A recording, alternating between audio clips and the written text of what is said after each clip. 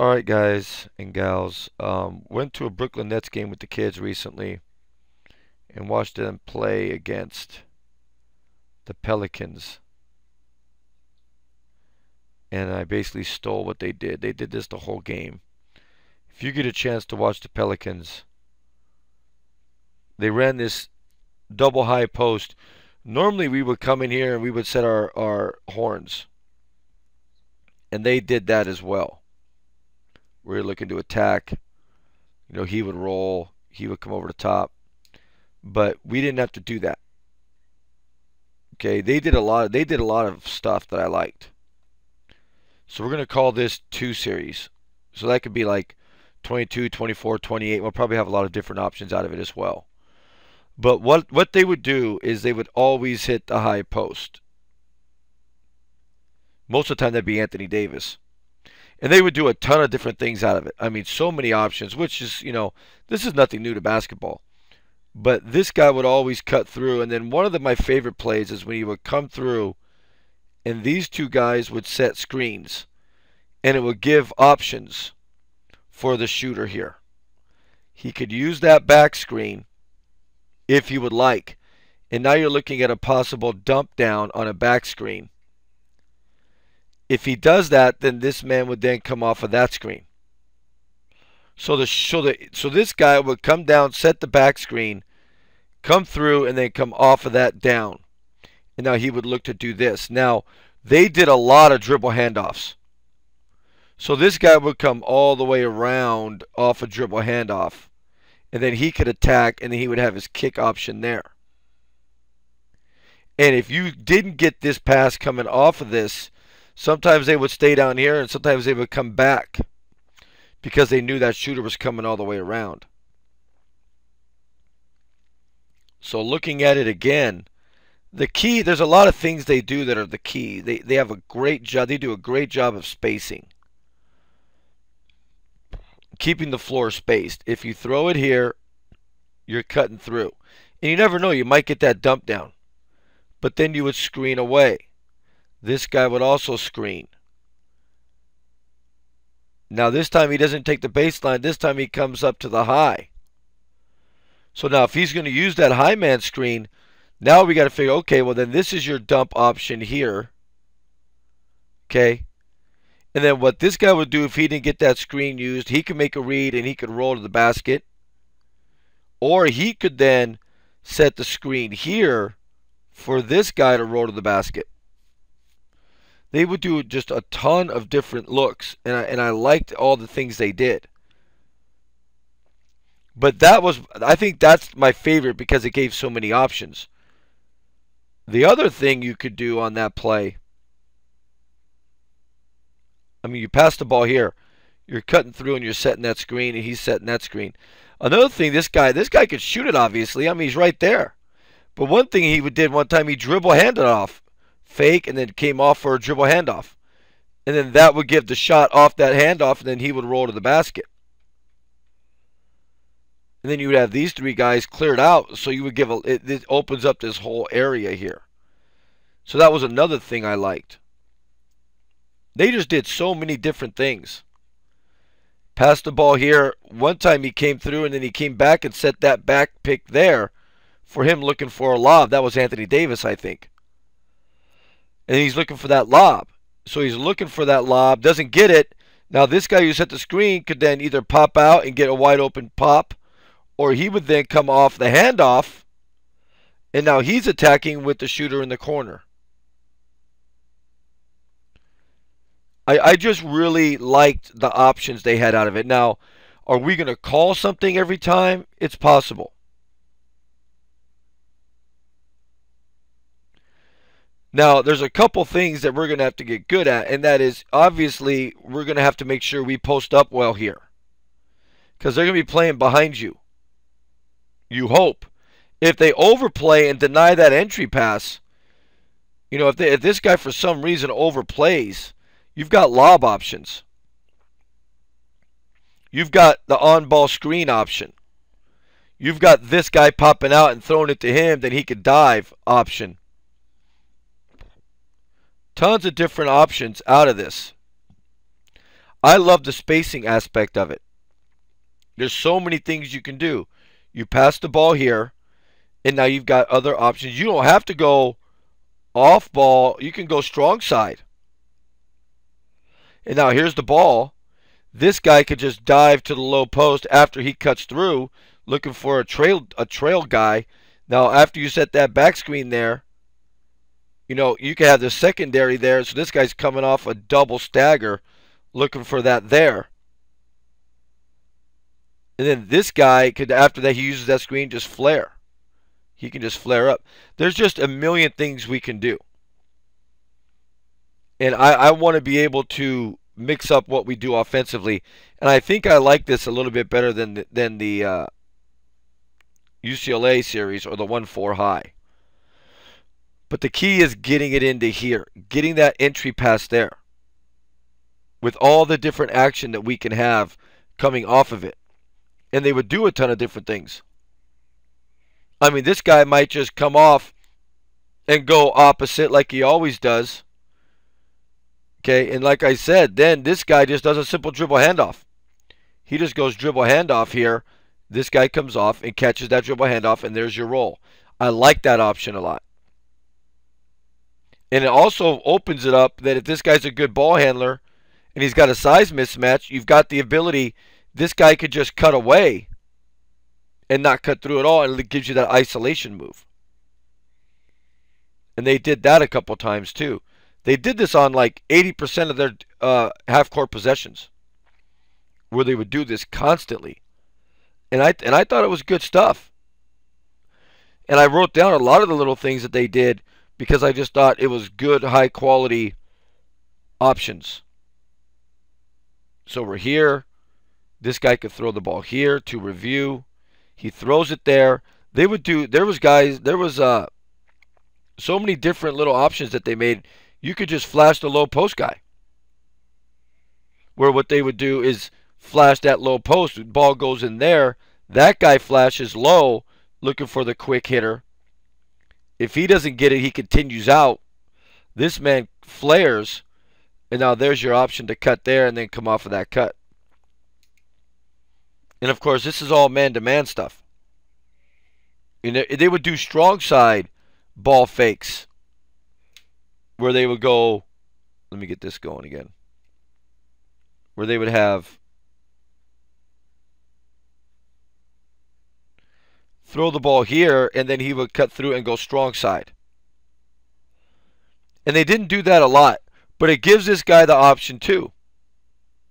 Because this guy he could either take that flat or he could take it high. And this guy could come through and set the high version as well, where he's coming off the high screen. That if he doesn't want that, he just flashes.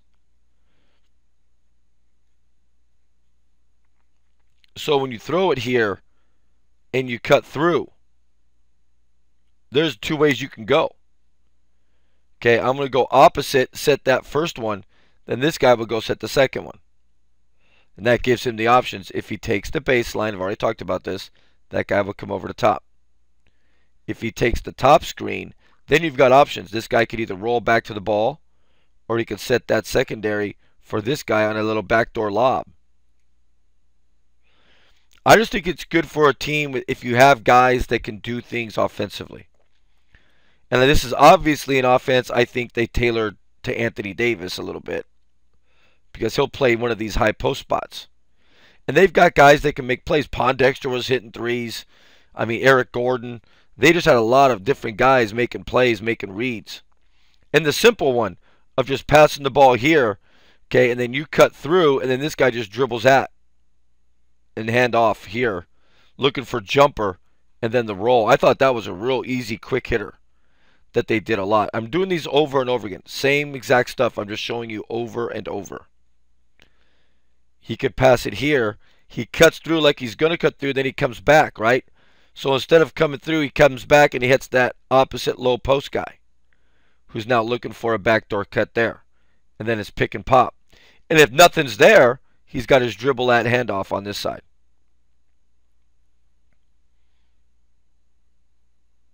I like the set. And it mixes it up from all the other stuff we would run. So if you hit it here, okay, you got options. Now, when this guy cuts through, you don't know what he's going to do. He can come back and set that. He could cut through and go strong side. He could cut through and go weak side. Then this guy has to make a read as well. Okay, he came through all this way. I'm going to come over here and set the double.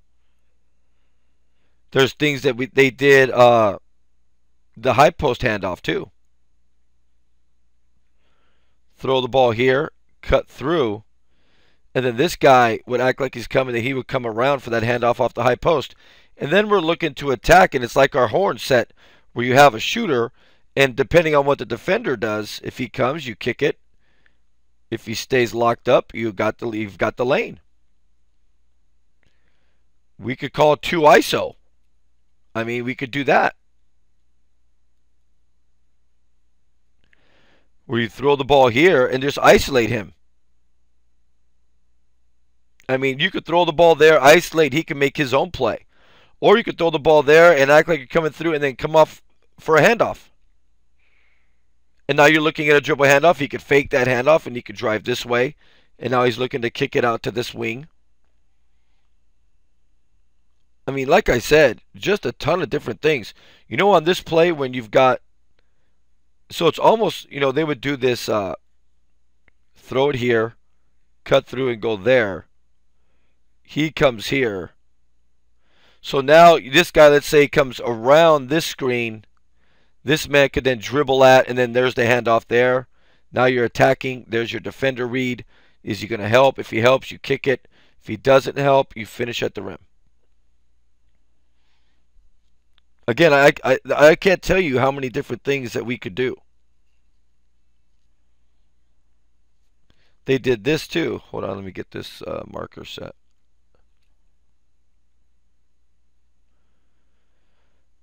Where they would just do a simple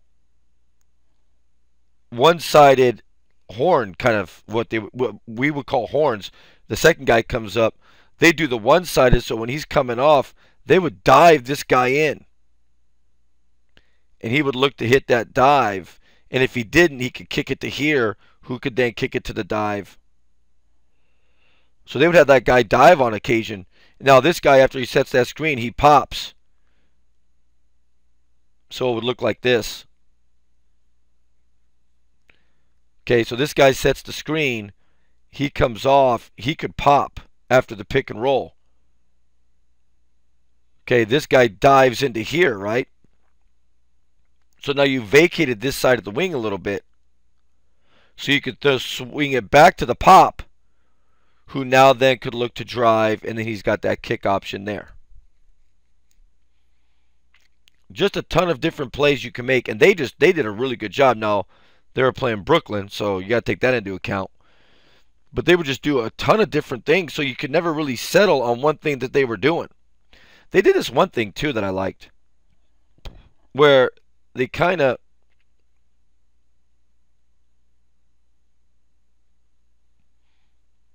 It was only a couple times they did this, but this man would kind of come up and set like, and then this guy would come off like a triple stagger.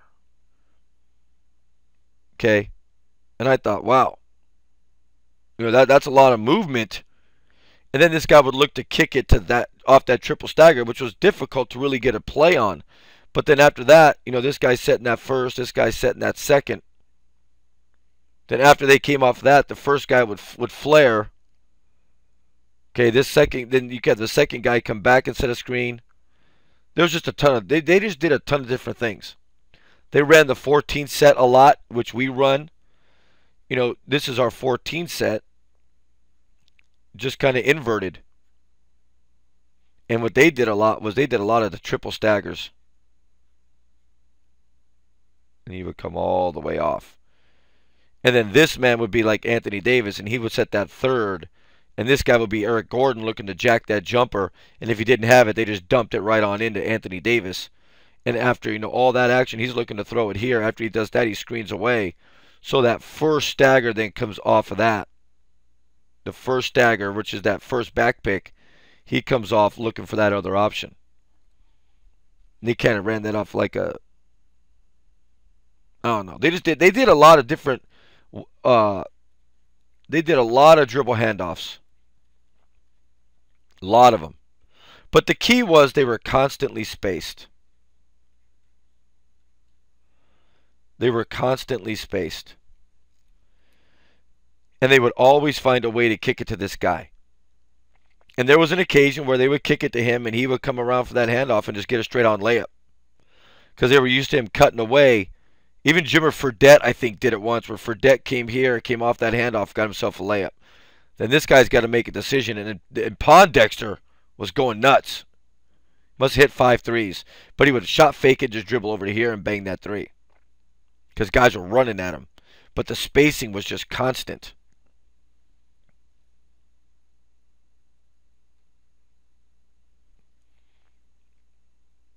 And they just started like this. They didn't get into any kind of options out of it. They would just get right into it and throw that pass there every time.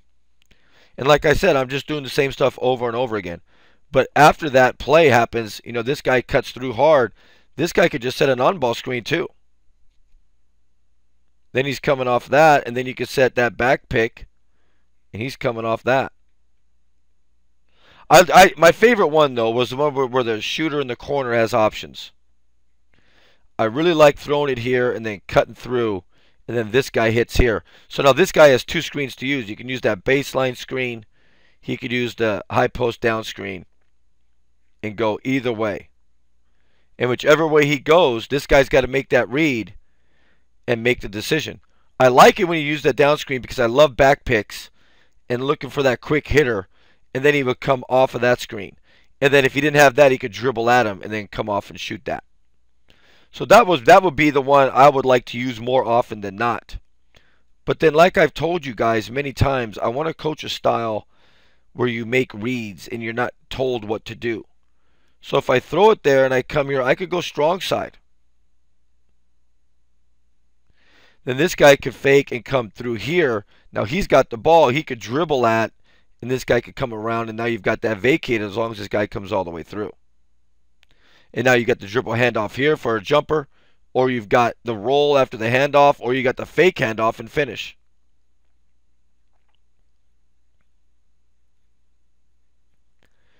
But this one where I cut through and set that screen and then set that screen is the one I like the most. You've still got the ability. If he didn't like any of that and it was too slow to materialize, he could dribble at this guy. And this guy could just come around there, and then there's your roll. He could catch it right there. If he throws the ball, catch, turn, face, he could just drive right on him if he thinks he can take him. Shoot the mid-range. Just a ton of things.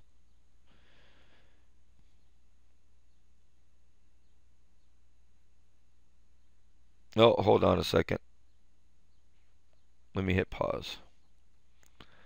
So again, I just love the spacing aspect of it.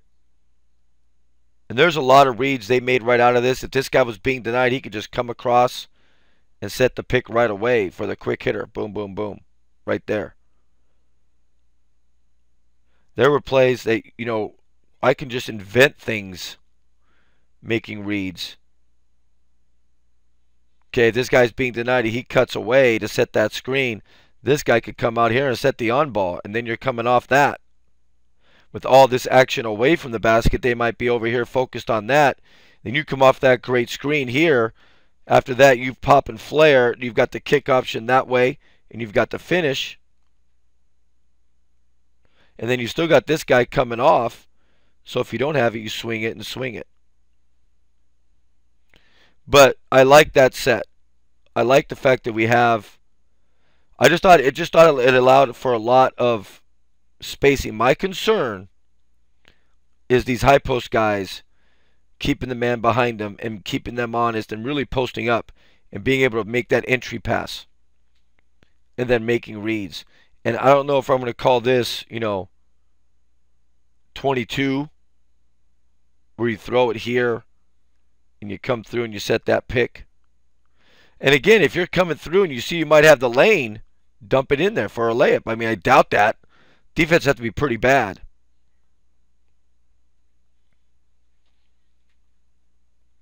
I think the defense has to be pretty bad.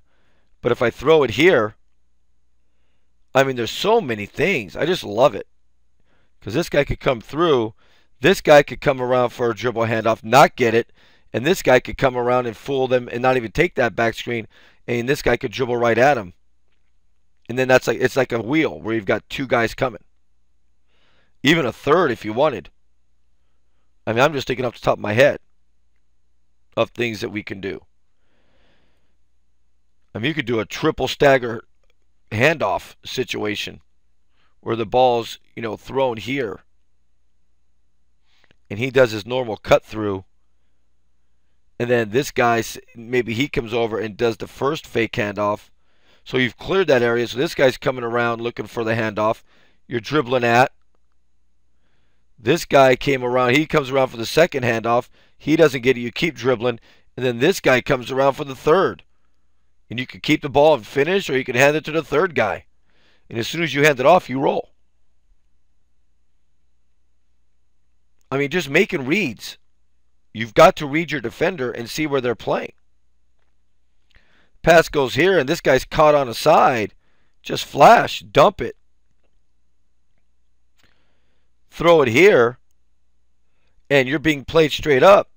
You go set that secondary screen. And again, I like using the baseline where this guy then comes off. And then this guy turns that into a dribble handoff. Like I said, they did a lot of dribble handoffs. A lot. Most of their passes to the shooters were dribble handoffs unless it was off those picks. And again, I know I'm repeating a lot of this. But the more you see stuff.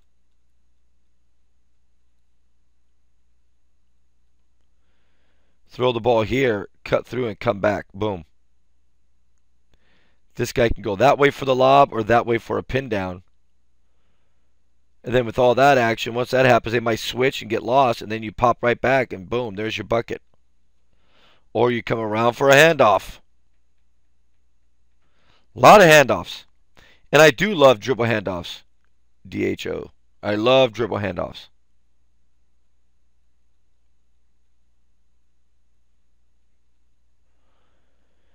And then you could just call horns, and boom, boom.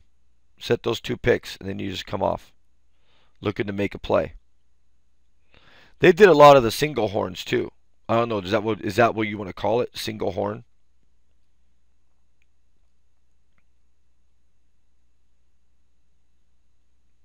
Where this guy would come and set that screen. And this guy would either dive or he would go away and set that screen. And now you're coming off looking to attack. If he goes away, it's because we have a guy that can finish.